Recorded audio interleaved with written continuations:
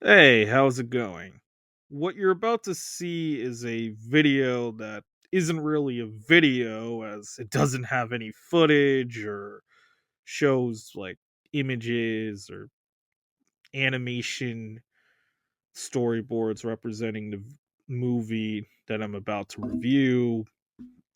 It's just audio recording that someone else had to do while I'm while I'm just resting, working out, and also clearing my mind a bit. I want to express my thoughts on the Borderlands movie right now. I initially thought it was a average film, but after seeing it this on its release day, as I watched it on its premiere date, while I was slightly disappointed, while I am slightly disappointed at it, I don't think the movie's terrible. I feel like it's mediocre at best. So like 4.5 out of 10, I think. But I really wanted to get this video done. I really wanted to use storyboards since the movie's still in theaters. And I couldn't use any footage from a pirated version of it because I don't want to dealt with Gearbox's lawyers trying to sue me, especially Randy Pitchford, who, from what I've heard, is kind of a pain in the ass if you ask me. But what I decided is just release the audio recording, since storyboards are like expensive to do, especially when you have to hire somebody to do it, which costs a lot of money. So I decided to just like release the audio instead, since I really don't have anything else to finish the video in its entirety, because I really just want to get on with my day, my life, my week, whatever. I just want to just move on to the video I want to do. So, what I'm just going to do is just release the audio for it. I know I already said that. And I really want to get this whole Borderlands thing out of my chest, because this whole month was mostly just me talking about Borderlands on Twitter and all that. Now, what do I think about the Borderlands movie now?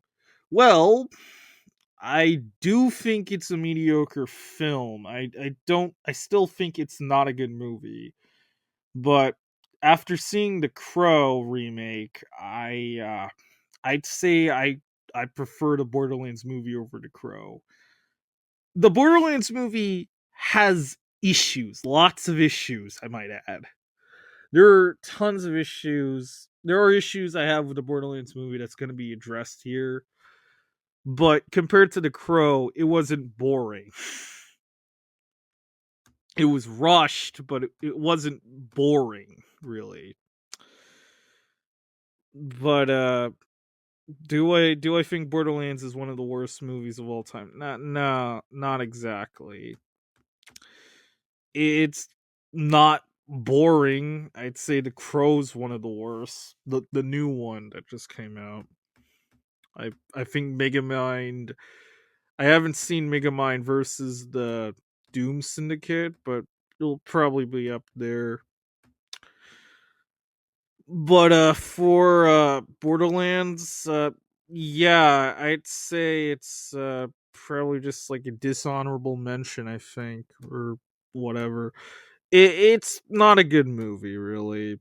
Um, there's gonna be lots of points where I talk about, or and by I meant, did I say I meant like some other guy reading my initial script for the Borderlands movie, as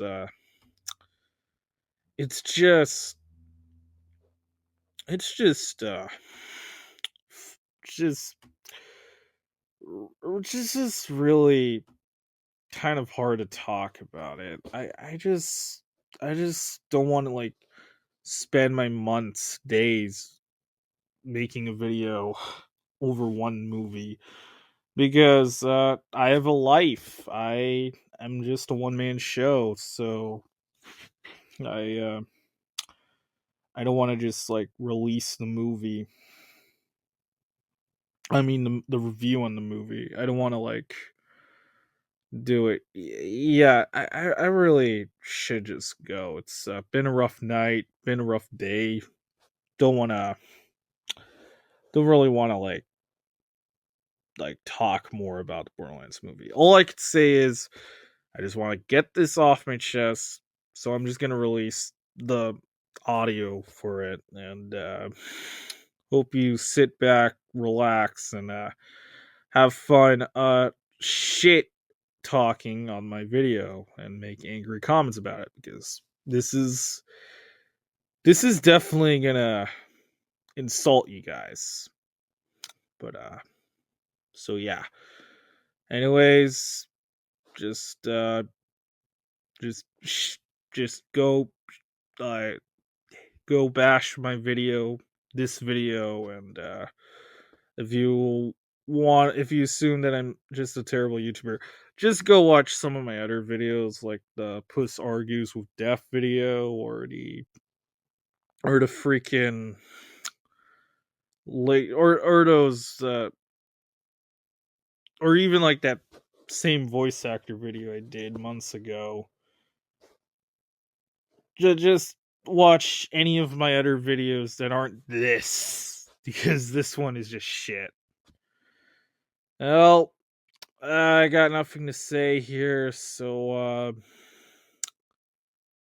uh just wish you luck because I already I already made a terrible mistake and I really regret this. Take it away, Mr. E. Video game movies have a bit of a rocky pattern. Some video game movies are accurate to the source material to the point where it makes nice nods to the games they're based on. Some video game movies are nothing like the source material to the point where it feels more like it's its own thing. And then there's the middle of the bunch that a majority of people don't know or don't realize. Those being video game movies that are somewhat closer to the source material, but by the end of the day, the idea just doesn't work. And guess what video game movie that fits the bill? The Uncharted movie. Okay, it's not that film. Although that film does fit in this category. Nah, mates, as you've read the title, this is of course a review of the new Borderlands movie. So a couple days ago, I watched the Borderlands movie and made a blog about my thoughts on it. And I gave it a 5 out of 10. As in, it's mid. When I wrote the blog, I explained how I didn't think the movie was good, while also saying it wasn't terrible either. However, because Rotten Tomatoes gave it a rotten score, because Metacritic gave it a 29% critical score, and because every news site I could find talked about how bad the movie was, it was kind of weird of me saying it's a mid movie when a majority of people have criticized the film in a negative way on Twitter. And before anyone asks, no, this isn't Twitter's fault, because a lot of news sites and review sites have bashed on the Borderlands movie. Heck, I'm pretty sure there's been YouTube videos about how the movie's bad.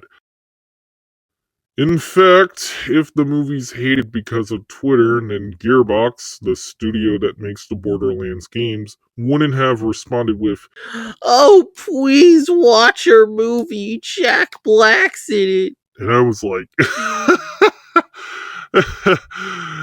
fat chance. There's no way I'm gonna watch the movie again. I watched the movie again.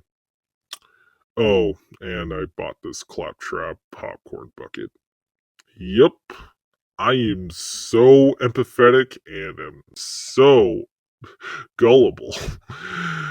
Yeah. Now, that's not the only reason why I watched the Borderlands movie for the second time.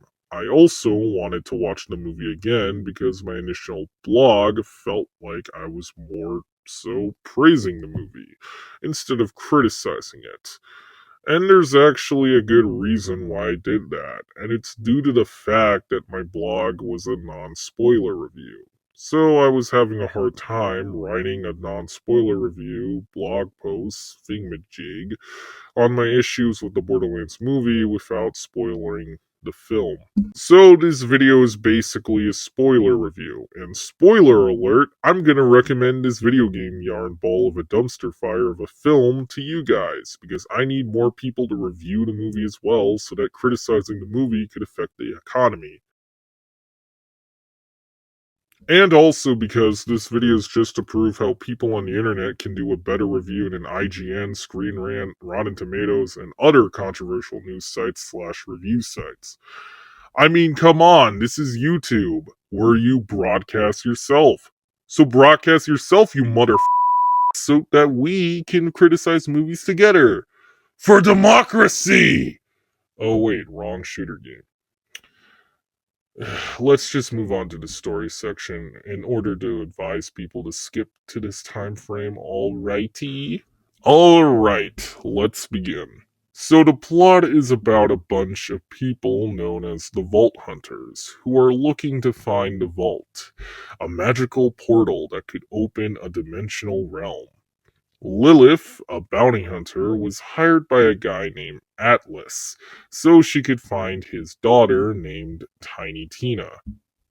Or just Tina. Tina escaped her prison cell thanks to a soldier named Roland, alongside an insane psycho named Krieg. Krieg, Roland, and Tina landed in a planet called Pandora, which also happens to be the home of everyone's favorite actor, Claptrap. He's an annoying robot that's lovable to everyone but the characters within the Borderlands universe. Oh, yeah, and it's also the planet where Lilith came from. Lilith goes to Pandora, meets up with Claptrap, and then the two of them find Tiny Tina, who's being protected by Krieg. Lilith finds out that Atlas has been sending a lot of people to look for Tina, including Atlas's own military led by Commander Knox. Commander Knox gets distracted by one of Tina's stuffed bunny bombs. And so she, Lilith, Krieg, and even Claptrap escaped her home base and hopped onto Roland's car in order to have an epic chase scene. With Vox and her men now hunting all five of our main characters, they all decided to find the vault as they believed Tina could open it due to being an experiment created by Atlas. Just opened the vault as he assumed Tina was a descendant of the Iridians. And so they become vault hunters. The Vault Hunters meet up with Mad Moxie, a bartender who happens to know Lilith as she met her mother once. She aids the Vault Hunters to look for a mad scientist named Jamie Lee Tannis. It's revealed the location to the vault is actually somewhere in Pandora, and they have to get there. Fortunately, Claptrap screwed things up by accidentally exposing himself to one of Vox's men, who used to be best friends with Roland. And so, because of him, the Vault Hunters head out so they could seek the vault, which is in an abandoned junkyard that the psychos happen to live. They have no relation to Krieg, by the way. After one hilarious distraction caused by Claptrap and surprisingly Tiny Tina, the Vault Hunters enters the Psycho's hidden room, where Lilith discovers a vault key that magically links to her. Claptrap shits himself via farting his lug nuts, and so the Psychos again, no relation to Krieg, shows up and attacks our Vault Hunters so that we could have another fight scene. Roland makes a noble sacrifice, except he survives. Tina and Lilith have a brief falling out, and it's revealed that Lilith is actually a descendant of the Iridians. Claptrap is revealed to be a guardian sent by Lilith's mom, and it's revealed that Tiny Tina doesn't have any powers. Atlas shows up out of nowhere in a funny yet generic bad guy fashion. He explains to the other Vault Hunters that he wants to open the vault via using Tina, only for Lilith to tell him that she can open the vault as she has powers of a siren, which is like the Borderlands equivalent to the Phoenix Force, except there's multiple women who uses siren abilities, so it's just confusing. Moving on. After Lilith activates the vault, she transforms into her siren form, thus making her the Firehawk. She shoots blasts to the Psychos and the Atlas military force, who's now following orders from President Atlas as Commander Fox was shot by a laser. We get an epic fight scene, an explosion happens, Lilith opens the vault so she could save Tina from her sort of abusive father, and he gets killed by a freaking tentacle monster. After Atlas is killed, Tina and Lilith goes back to Pandora. And so they celebrate with a peaceful victory and some fireworks, with one of them being Lilith. And Claptrap gets drunk to the point where he does the claptrap in the end credits. So yeah, that's the story of Borderlands the movie. The movie does have an interesting plot, as it's not a direct adaptation of the games it's based on. And this is where I talk about the games.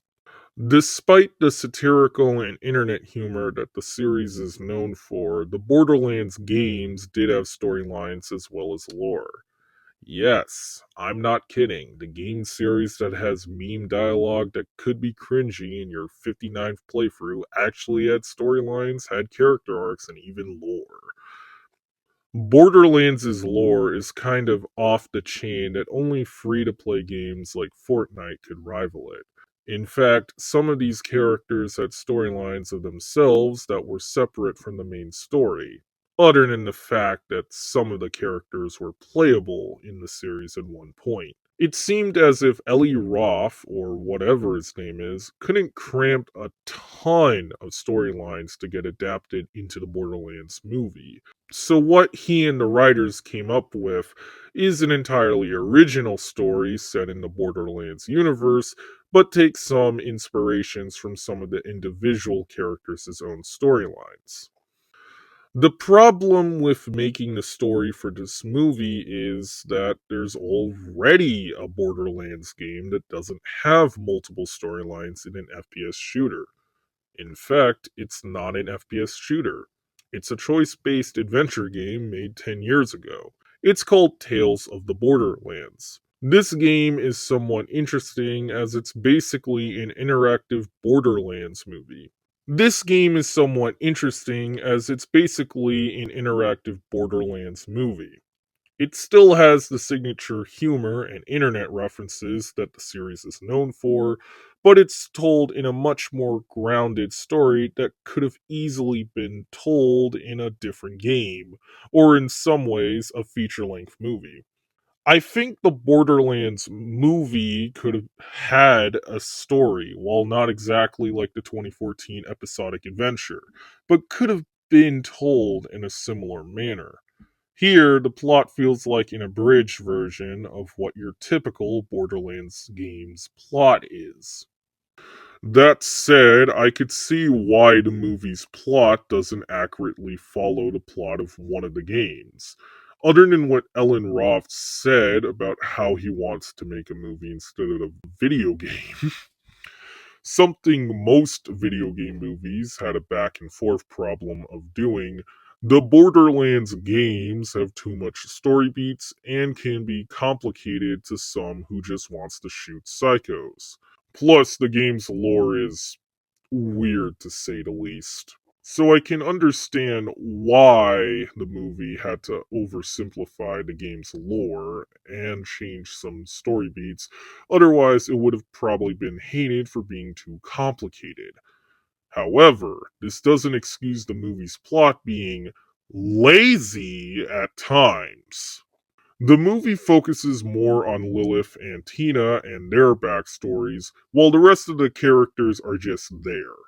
And even when the movie doesn't focus on Lilith and Tina, it's just one exposition on top of a funny or unfunny moment, or just focusing on an action sequence.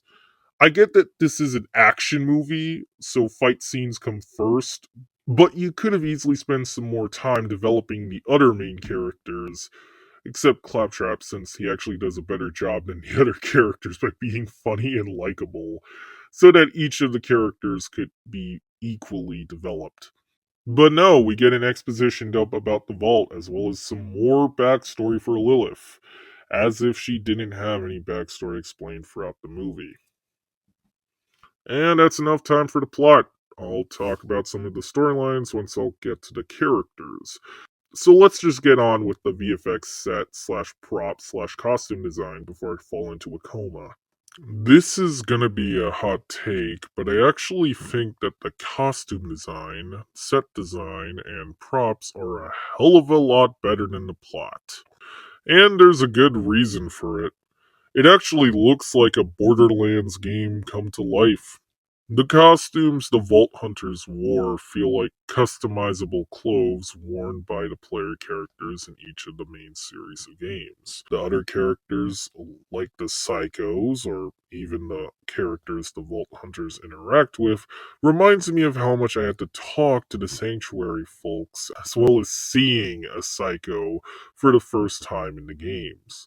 My only problem with the costumes are just the Atlas military guys. Their uniforms just look like something you see from an MCU movie rather than something you see from the Borderlands series. And Atlas's outfit looks like something you see from Star Trek. The sets used for most of the movie's version of Pandora looks immersive and felt like actual wastelands. I don't know if that's a compliment or a complaint because they look like deserted wastelands. The vault, despite being made out of CGI, does feel out of this world, which again, I'm not sure if it's a compliment or a complaint. Okay, maybe the vault looks like shit, especially with the giant tentacles. Seriously, who came up with that? But for the other sets, they're surprisingly not bad. Oh yeah, forgot about the props. They're okay. I like how some of them are references from the games. Eh? Anyways, let's just move on to the VFX. The VFX are mostly shit. Now, the VFX isn't completely bad. I actually think the VFX work done for Claptrap is honestly pretty cool. He's a character who perfectly embodied the more goofy side of the games. So him being rendered in CG for a live action adaptation was actually pretty good. I can also give the piss that was used for this scene in the trailers a pass because it's honestly pretty funny. I honestly laughed when I saw the scene in the trailers as well as the actual movie. So imagining that the VFX crew had to animate piss for this one scene made me laugh even more. Considering I can't think of any other movie or video game film that could have a car chase set in a land full of worms womping out piss. As for the rest of the VFX work, it sucks. The VFX used for the fight scenes and chase sequences just feels cheap. And it looks like something you see out of a straight to video mockbuster instead of an actual video game movie blockbuster. It feels fake and it feels uncanny compared to the rest of the movie's set design and props. There's obviously a logical explanation for this, as the reason why the rest of the VFX work looks like shit is because the Borderlands movie was produced by Tim Miller, who not only produces the Fast and Furious movies, but he also directed the first Deadpool movie.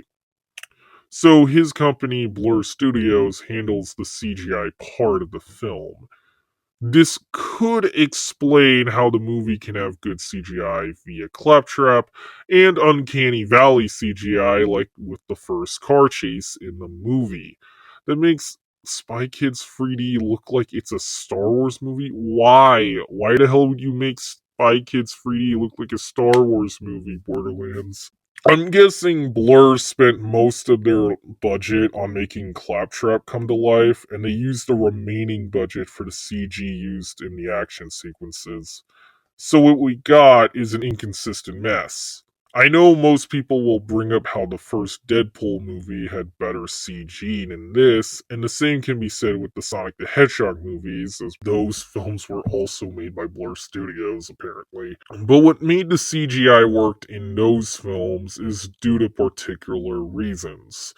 Deadpool 1 had a very low budget compared to other Marvel movies at the time, so the CGI blended well with the live action cinematography due to the CGI also being very low compared to other Marvel movies at the time. And while the Sonic movies did have Blur Studios' involvement, those films were also animated by Marza Animation, who worked on the animation for various Sonic games. The cinematography and fight choreography in the Borderlands movie looks more like a big budget blockbuster compared to the CGI budget.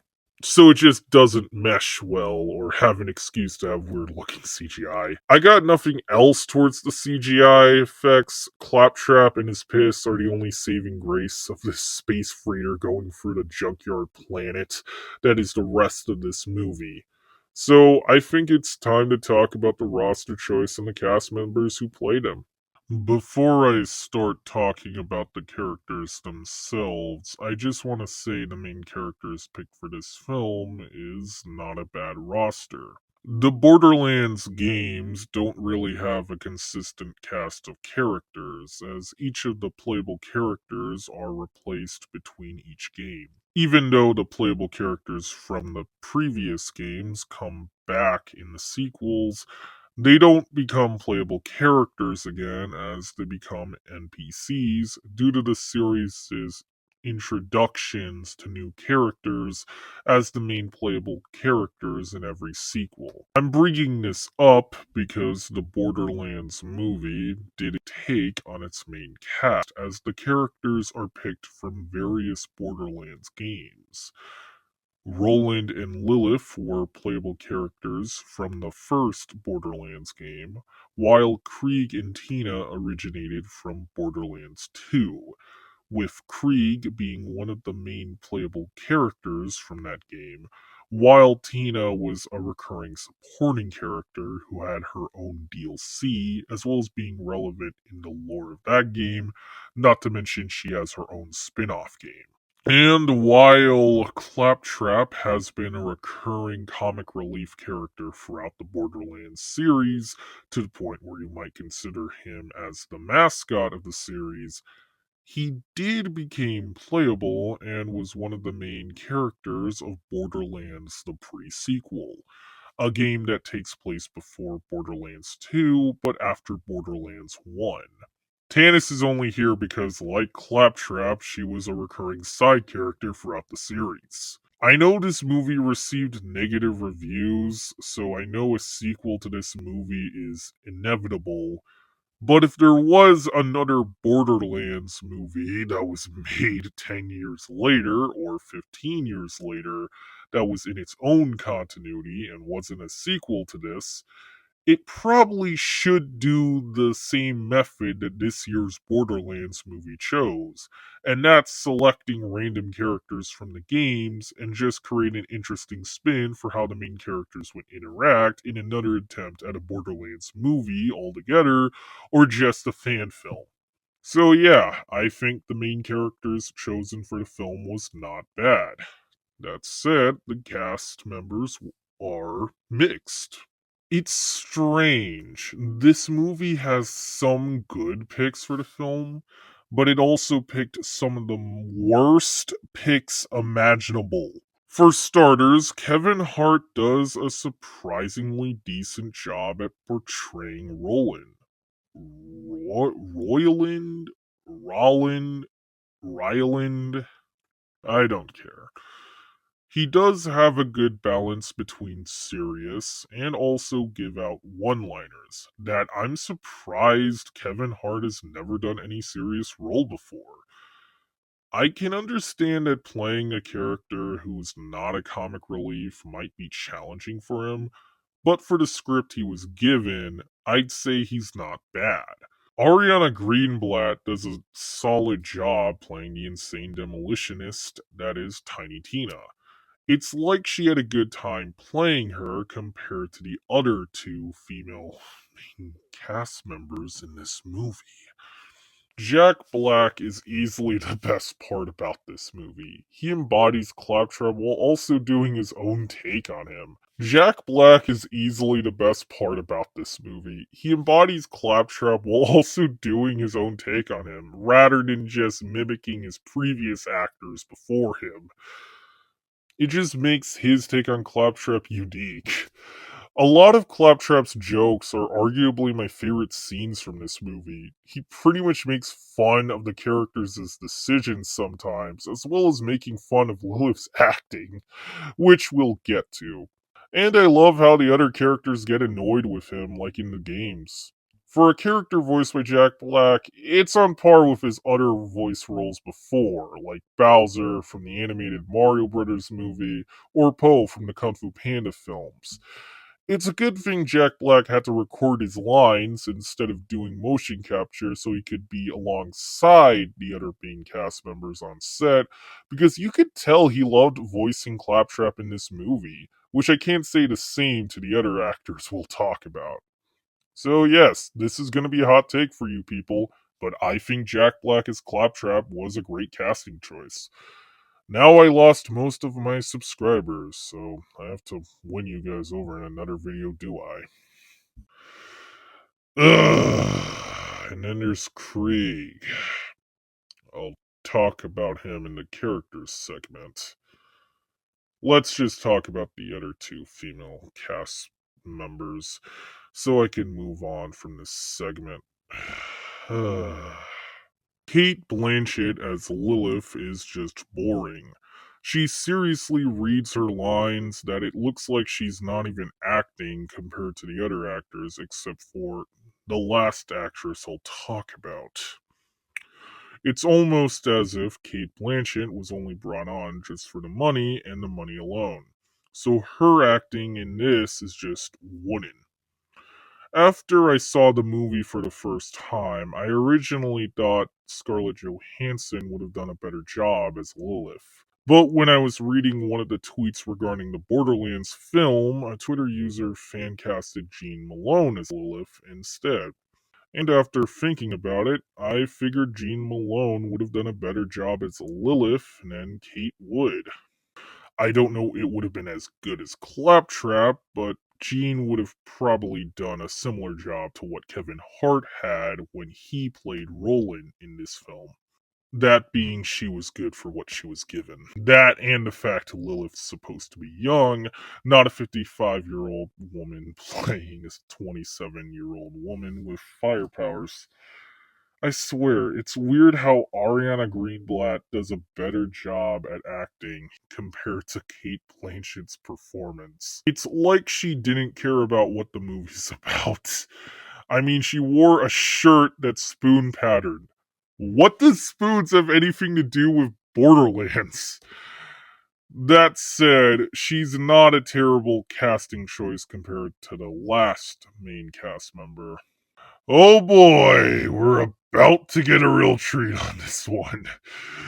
Jamie Lee Curtis as Tannis is something I was seriously wrong about. In my original blog post, that's essentially my first review on the film, I said that Jamie Lee Curtis somehow subverted my expectations, and that looks can be deceiving.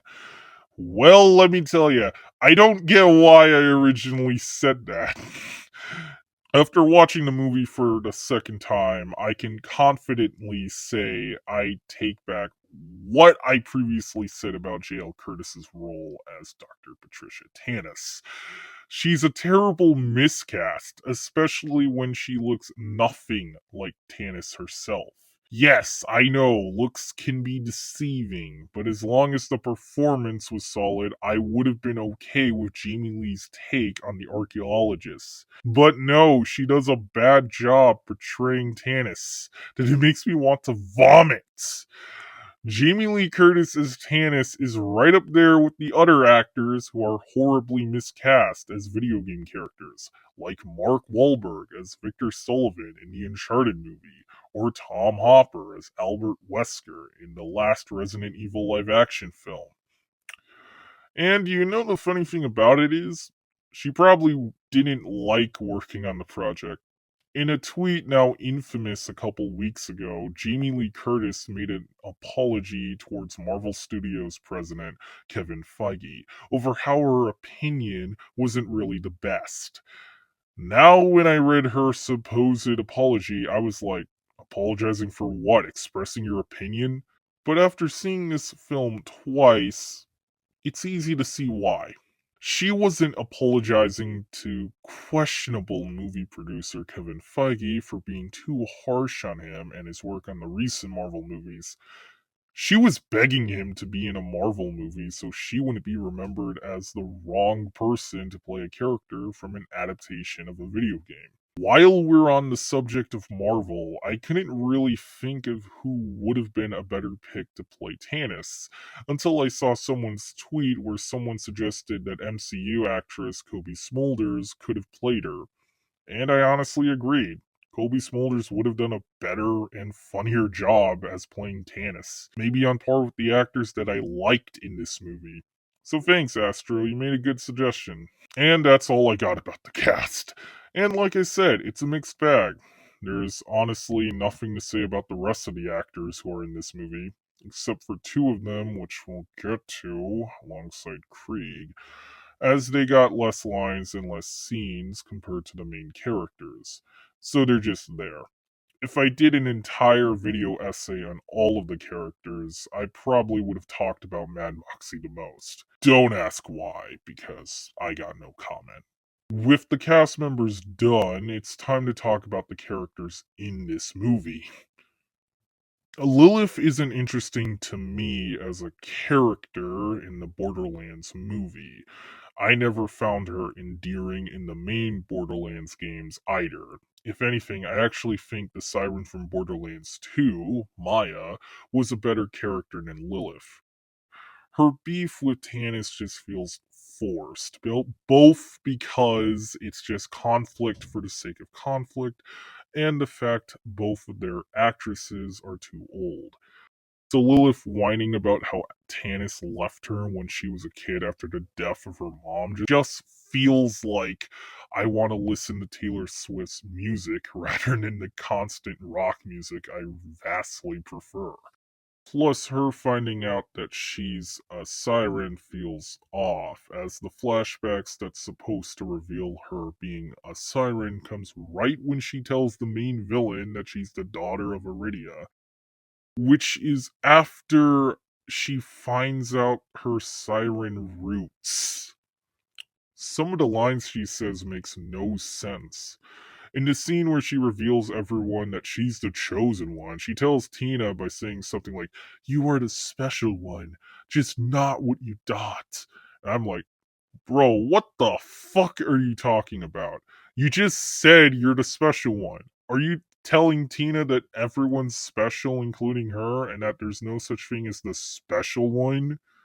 Because you could have just said that to her instead. Her narration just reminds me of the 2019 Hellboy movie, that being its bad narration. In addition to how Jack Black does an excellent job voicing the character, Claptrap still retains his comic relief senses that he has in the games. My only issue is that the movie didn't have Steve get introduced. Steve was a character from the Borderlands games who was frequently best friends with Claptrap. They were basically like the Rocket and Groot of the Borderlands series, with Claptrap doing the talking while Steve was just saying a few words, those being, "Heyo!" I personally think Steve could have been added to the main cast alongside Claptrap, since he's his best friend. They're a duo, basically, and you can't have one without the other. But other than that small complaint, Claptrap was handled well in this movie. It was surprising that he's revealed to be a plot device in the film, as he's revealed to be sent by Lilith's dead mom, so he could aid her in searching the vault. Yet, in an unexpected way, still retains that comic relief role that he's supposed to be in this movie. It's crazy for me to say this, but I argue Claptrap was arguably a comic relief done right. Unlike the modern animated Disney movie comic reliefs who suddenly acts like emotionally compelling characters when there's drama going on, Claptrap was able to have moments but still retains his role as a comedic sidekick. Maybe it's just because I love pure comic reliefs, which is like the pure evil characters, but just for comic relief. So it's funny for me to say that Claptrap was arguably the best part about this movie. I'm gonna pair Roland and Tiny Tina up as both characters share the same amount of pros and cons. And also because of another reason that I'll get to in a sec. Tina still retains her psychotic personality and quirkiness. However, she's also a bit of a plot device similar to Claptrap, except she's the main plot device. This is because Atlas, the main villain of the Borderlands movie, created her so she can open the vault alongside a vault key, as she's believed to be the chosen one who's a descendant of Aridia by the other main characters as well as many of Atlas's men, including Atlas himself. And she wouldn't shut up about it. Like, seriously. There's like 3 lines where she says she's the special one. Of course, the twist in the movie, which isn't a twist if you play the games first, is that she's not the chosen one. With the chosen one, oh, I'm sorry, the special one, being, of course, Lilith. I don't know why the writers had to make Tina the main plot device. It just feels like the crew members saw The Last of Us show, and so the writers decided to make Tina's role similar to a character from that show named Ellie, but added a plot twist that subverts the usual chosen one trope. The problem with this is that Tina isn't like Ellie, and that's because Tina and Ellie are two completely different characters. Tina's unstable, loud, and she can have hyperactive tendencies. Ellie is more emotionally matured, but she can also be impulsive and joyful if she feels like it. I get the whole special one thing or whatever is supposed to enhance Tina's relationship with Lilith, as they developed a bond the most throughout the movie. And while the relationship does work, it kind of makes Roland and Krieg's dynamic with Tina pointless. Like, what's the point of having Tina paired up with Roland and Krieg? Oh. So in the games, Tina does have interactions with Krieg as well as Roland. Though for Krieg, it isn't much as they only interacted once in Borderlands 3 through some audio entries. There was a popular fan theory where Krieg is speculated to be Tina's actual father, but hey, that's just a theory. Or at least it was a theory. I think the movie sort of referenced this as Tina refers to Krieg as her big brother, and Krieg does sort of act like a parental figure slash guardian to Tina in the Borderlands movie, but that's the closest thing that we'll ever get to that theory being confirmed. Although Krieg plays an important part in movie Tina's life, Roland actually plays a bigger role in game Tina's life. That's the other reason why I paired Roland and Tina up. While Roland didn't have anything to do interestingly in Borderlands 1, he had some interesting backstory in Borderlands 2, with him and Tina being friends as sort of like a father daughter type of relationship. Roland played a bigger part in Tina's life that when he, spoiler alert from a game that came out 12 years ago, was killed by the main villain of the game. We'll get to that. It left Tina mentally depressed and traumatized that there was a DLC for the game where she created a role playing game as a way to cope with Roland's death by denying he's dead, before accepting Roland's death and moved on from the loss of her friend. Since Roland and Tina had a pre established relationship in the games, you would think in this movie they would show how they became friends and formed a sort of father daughter like bond. I mean, the movie shows us how they met with Roland rescuing the Tina before escaping Atlas's base. But no, we get some jokes between the two, which honestly was very funny to me.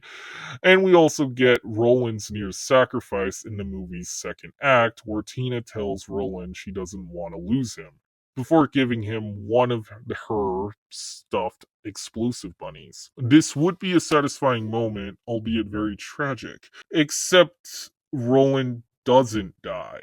I was fine with the change as the movie was having its own original plot, but there could have been more consequences for the film other than conflicts. Roland's death in Borderlands 2 was unexpected and shocking, and since the Borderlands film has an original plot compared to the games, I would have been okay if Roland actually did die after he threw the explosive bunny towards the psychos. It would have caused some bit of drama between Lilith and Tina, but because he's not dead, it's just pointless and also meaningless. Speaking of Lilith, I really don't understand why she and Roland don't have a romance. I know what you're thinking. Why the would you want a romance? Well, simple. According to the game's lore, Roland and Lilith had a romance between the first two games before breaking up. But the movie never established a romance between the two. I think it would have been better if Lilith and Roland used to date before the events of the movie, so we could have had some funny conversations where they act like an old married couple, while also having some bit of romance drama between them, where they talk about why they broke up and why they both need to keep Tina away from Atlas, as well as reconciling their relationship before Roland makes the ultimate sacrifice. This could have also given Lilith and Tina more time to bond over, as they both lost a friend who was important to them, so they could have become close friends while also avenging Roland's death. Would have been better instead of, oh, you can't join us because you were hired by Atlas? Nah, mate, Atlas is hunting me down, so I guess we're on the same side. Alright, guess we have to work together. Agreed. Now, in fairness, Roland isn't a bad character in this movie. He's not even the worst character in the movie. He's an alright character, and like I said before, Kevin Hart's performance saved this character from being terrible. And although I have an issue with Tina's role in the movie, that doesn't stop me from liking her in the film, as she's still the quirky but unstable girl as she was in her own game, as well as the main series of games. Alright, now it's time to talk about Krieg. Oh, Krieg, what did Ellie Roth do to you? Krieg is, to quote Roland, the psycho of all psychos. Unlike every other psycho, Krieg is one of the good guys, and he fights alongside the Vault Hunters rather than trying to slaughter the shit out of them. Like Claptrap, Krieg is voiced by an actor, that being Florian Moutinho, who's not only a professional actor, but also a professional boxer. However, one thing Florian does that Jack Black doesn't is that he also does the physical appearance of Krieg as well. I'm bringing this up because I was surprised that he actually played and voiced Krieg, as I assumed he would play Krieg physically, but somebody would dub his voice. Similar to how Darth Vader and Sweet Tooth were handled in both Star Wars and the Twisted Metal TV series. Now, in my original review, I said that Florian's role as Krieg was alright. I really should have clarified that before I posted the blog. Well, to clarify, Florian Moutinho's take on Psycho Krieg is alright. Unfortunately, he didn't do a sane Krieg voice. Why am I bringing this up? That's because the movie portrays him as a big, strong brute who makes funny lines. He's like if Drax and Groot were combined into a completely separate character and is just there for more comic relief. As if Claptrap wasn't the comic relief already. He says one big tough guy line in the climax, saying it as if he completed his character arc, but the movie never gave him an arc. If he had one, the movie would show us more of Krieg's psyche. Krieg in the games was a very complex and fascinating character to me. He had a very tragic backstory, where he was experimented on by a deranged scientist, causing him to become insane. The saddest part about it is, while his inner voice was able to speak normally, his mouth would say something different because of the experimentations he got when he became a psycho, causing his inner voice to have conflicts with his now psychotic personality, who's been taking control of his body ever since he became a psycho. Krieg's backstory and characterization gave gamers like me an empathetic understanding of the psycho enemies. Yes, the psychos were psychopaths, but they weren't always like that. They used to be people as well, but because they were experimented on, they became a shell of their former selves. They became psychotic killers. Krieg stood out from the other psychos because a part of his old self was still inside his new self, and he was able to give instructions to his now psychotic demeanor to kill anyone who deserves to be killed. If the film adapted some of Krieg's backstory and conflicts with his two personas on screen, this would have probably made Krieg a standout character to most film buffs. I know the movie wouldn't have Krieg's romance as, come on, he doesn't have feelings for Lilith. He had feelings for somebody else. But by giving Krieg an arc, it would have given the movie more staying power. So here's how I would have handled Krieg. I'll have Krieg get introduced in a fight scene early in the film. Have his introduction be him alongside the other psychos, but develops a sibling type of bond with Tina when he helps her instead of killing her like the other psychos who gets killed by the other main characters. This would give Krieg a character arc, where Psycho Krieg not only has conflicts within himself, but he also gets into fights with Crom, who's leading the Psychos in the actual movie. I'll get to him later. This would have given us scenes where Psycho Krieg talks to his sane counterpart like he's Tyler Durden. As we get more scenes with Krieg, Crom, and the other psychos following the Vault Hunters as the film progressed. Once the psychos meet up at their base, the psychos' hideout scene would stay the same. However, as Krieg shows up at the archives room, the main characters tried to kill Krieg, except for Tina, who urges them not to. But when Krieg's eternal conflicts makes a consequence by him trying to kill Tina, this could have hurt her mentally, and this in turn would have hurt Krieg psychologically, as his psycho self was about to kill a little girl. Then she leaves alongside the other main characters, who would have gotten pulled away from Krieg and were fighting and killing other psychos by that point. And the rest of the hideout scene stays the same.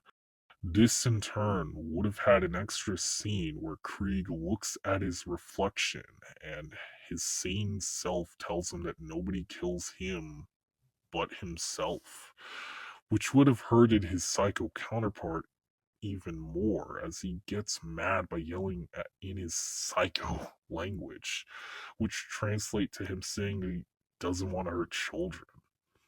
Then Crom gets mad at Krieg for standing there instead of killing the Vault Hunters, but then Krieg shrugs off and feels guilty for almost killing Tiny Tina.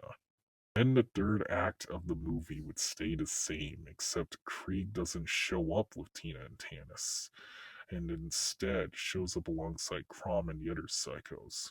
Krieg looks at Tina and Tanis for a bit, indicating that he feels sorry for nearly killing Tina. And as the rest of the climax plays out, Crom would have demanded Krieg to just kill the Vault Hunters, and then Krieg simply says no to Crom. And so he fights him and finishing Crom off with Krieg saying, "Nobody kills me but me!" Like in the actual movie. And then he joins the fight alongside the other main characters. And he tags along with them at the ending celebration. And I think that could have made his role better. By giving Krieg a character arc, could have made the film slightly better. What was I talking about again? Oh shit!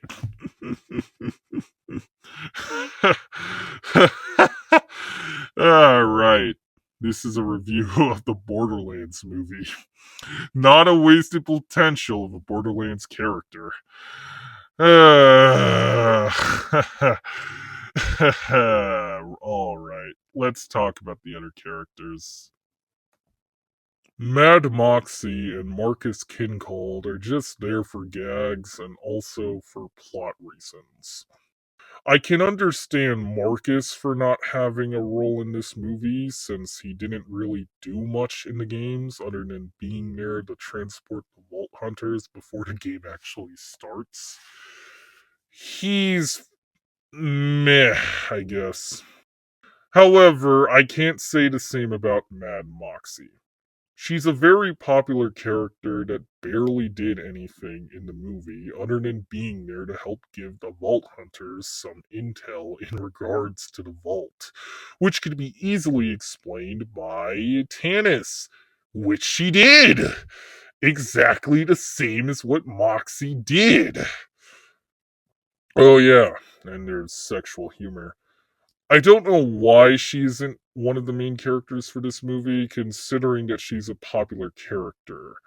Like Claptrap, the Psychos, and Tina, Moxie is a fan favorite to the point where I see cosplayers of her at conventions. Now, I would have given this a pass, considering she isn't really a playable character, but guess what? Neither are Tina and Tanis, and they're one of the main characters of this film. Why couldn't you just make Mad Moxie one of the main characters? She would have been better than Tanis. And that's totally not because I dislike her in this film. Moxie's there. I got no comment. She could have played a bigger role in the film. I'm done talking about her. Now let's talk about Tanis. Boy, they really did her dirty. And by they, I mean Tim Miller and Avi Arad. Yes, the Morbius guy. Tanis just feels like an entirely different character. And that's because Jamie Lee Curtis obviously never played the games. She's too old for that. Tanis in the Borderlands movie is basically there for exposition, to explain stuff that the audience would already understand. And she's also here to give Lilith some family drama. Movie Tannis used to be friends with Lilith's dead mom. However, despite promising her friend to keep Lilith safe, she reluctantly sent her to some mining facility, thereby abandoning her. One thing the movie did right about her is her lack of empathy and social skills. Game Tannis lacked empathy as well as social skills either, so film Tannis carrying the lack of social skills and empathy is somewhat accurate. Unfortunately, the rest of Tannis's personality traits are just lame. Game Tannis was a workaholic. She was introverted, and above all else, she was disturbing. Jamie Lame Tannis is just annoying when she wasn't supposed to be annoying in the games. She's an idiot, and instead of acting like an archaeologist who also happens to be a mad scientist, she's just a generic archaeologist who happens to be the mentor to the group. Okay, first question. Why does she have to be the mentor? She's not even a mentor in the games. So what's the point of changing her so you could have a mentor in a video game movie? I swear, it's weird that Tannis is played by an old woman in the Borderlands movie, while Victor Sullivan is played by a 53-year-old guy who still looks like he's in his 30s in the Uncharted movie. What's the point of connecting her? What's the point of having her what's the point of having her get connected to what's the point of connecting her what's the point of connecting her to Lilith by stating they have history together before the events of this movie? I know in the sequels Lilith and Tannis have history together and are longtime comrades, but that's only because the gamers who played the series knows that they've been allies since the first game. And even then, they were more like friends compared to the Rush crazy aunt and niece rivalry that the movie versions of the two have.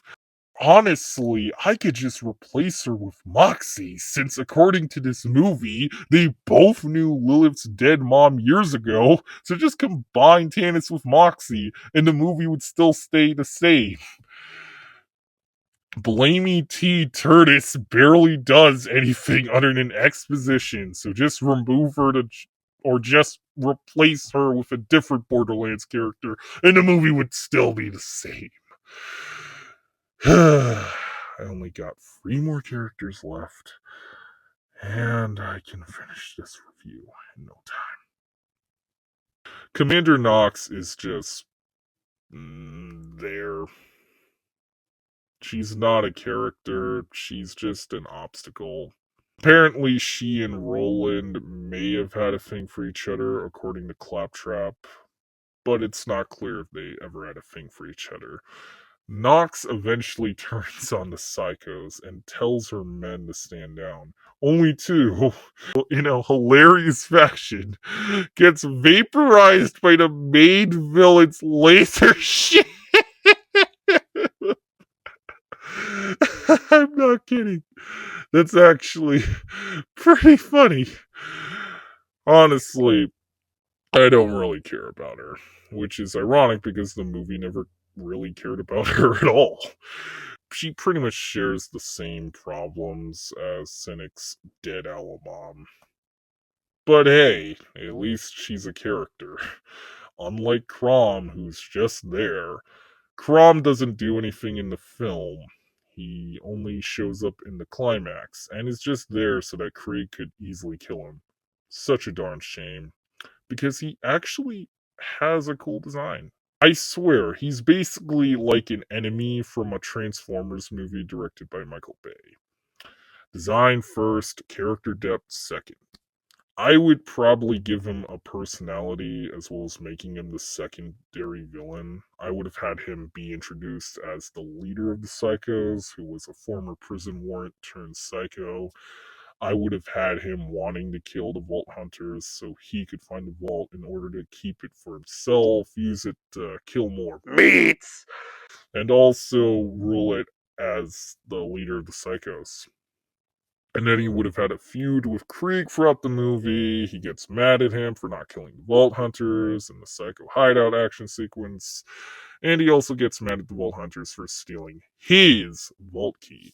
And then he would have fought Krieg after he refuses to kill one of the Vault Hunters, that being Tina, and him and Krieg both fight, only for Crom to get killed by Krieg.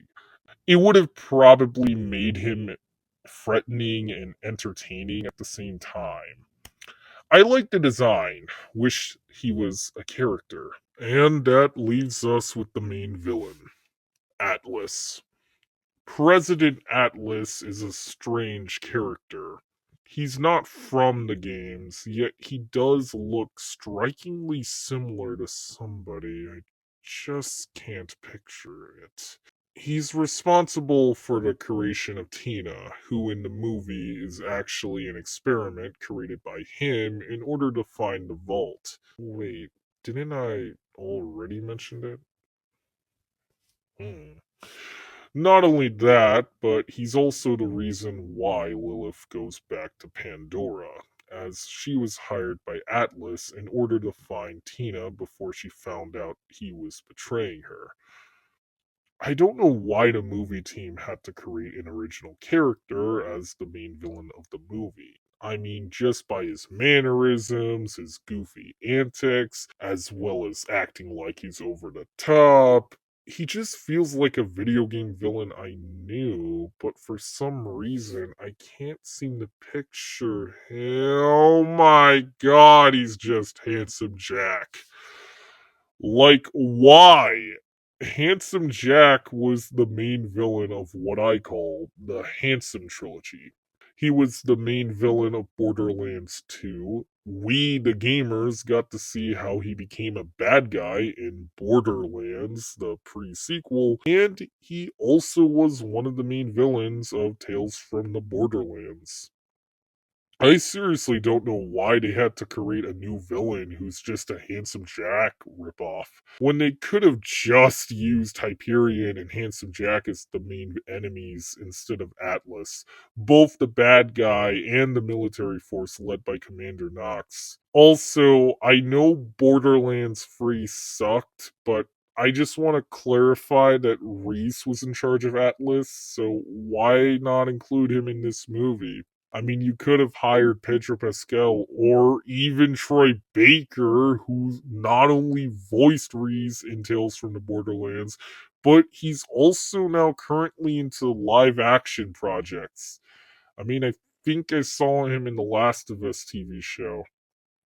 Whatever. Atlas is meh. He's not a good villain, but I wouldn't call him bad either. He's just mid. I don't care about him. He's just there for the sake of the Borderlands movie having a villain in it. And he's just a washed up semi adaptation of one of the best video game villains.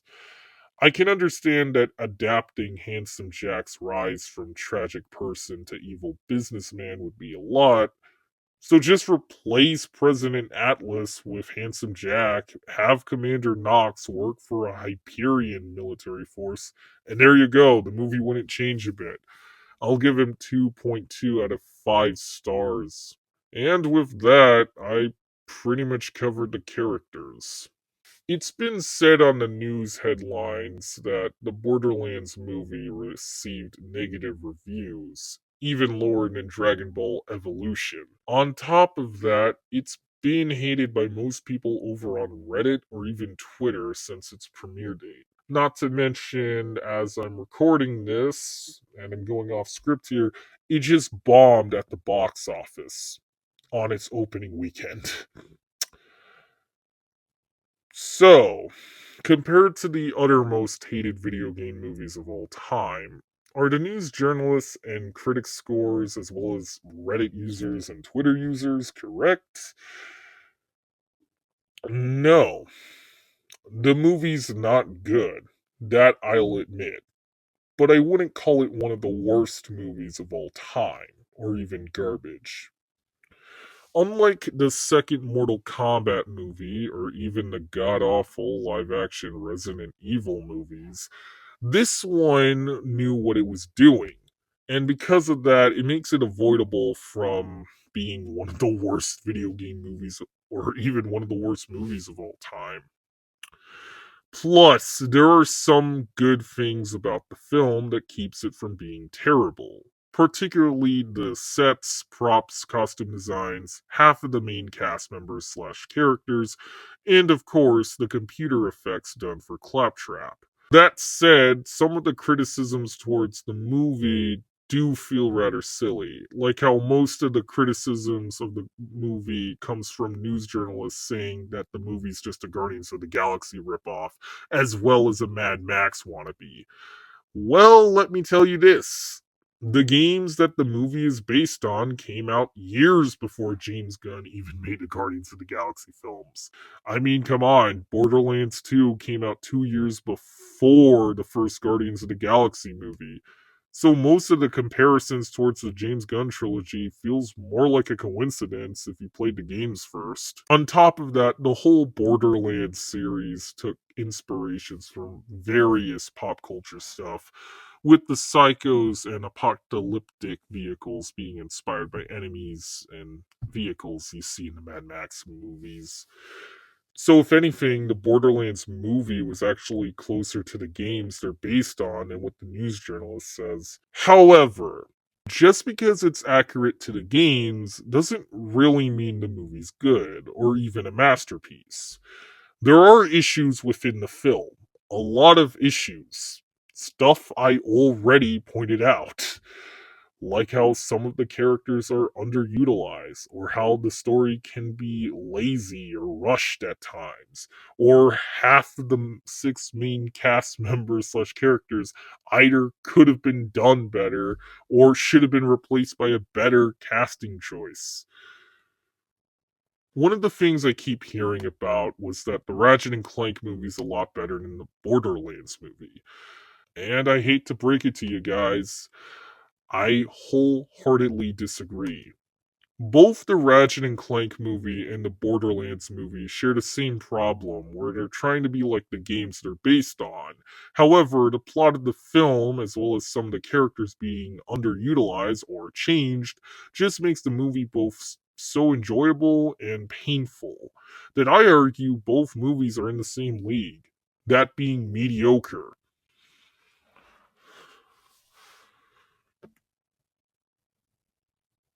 And that's how I feel about the Borderlands movie. It's a mediocre film. It's not bad, not good, but certainly below average or just mediocre. I'd say the Borderlands film falls under the same category as the Ratchet and Clank movie, the Uncharted movie, the live action Resident Evil film that adapted the first two games, that being in the rare tier of the three types of video game movies. It's a rare case where it's a video game movie that looks accurate to the games, but it doesn't feel like it's the games, if that makes any sense.